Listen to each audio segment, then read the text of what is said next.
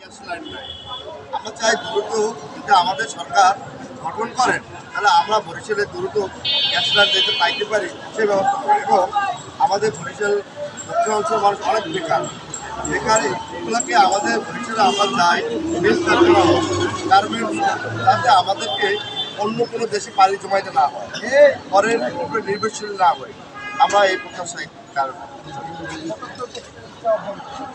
আমাদের ভোটারদের প্রতি আহ্বান থাকবে যাতে আমাদের তারেক জিয়া বলছেন যে প্রায় 11 রকমের তাদের জন্য আয়োজন করছে, যাতে ফ্যামিলি কার্ড আছে, তারপর আপনার কৃষি কার্ড আছে, স্বাস্থ্যসেবা আছে, বেকার ভাতা আছে, তারপর আপনার ফ্যামিলি কার্ডে আমরা মা বোনদেরকে 2500 টাকার একটা প্ল্যান নিয়েছি, যেটা আমাদের মা বোনদের হাতেই দেওয়া হবে যাতে তারা সেখান থেকে টাকাও নিতে পারবে অথবা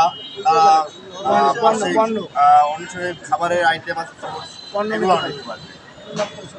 আমি 11 নং ওয়ার্ড যুবদলের আহ্বায়ক বরিশাল মহানগর, আমরা মোহাম্মদ হারুনুর রশিদ খান।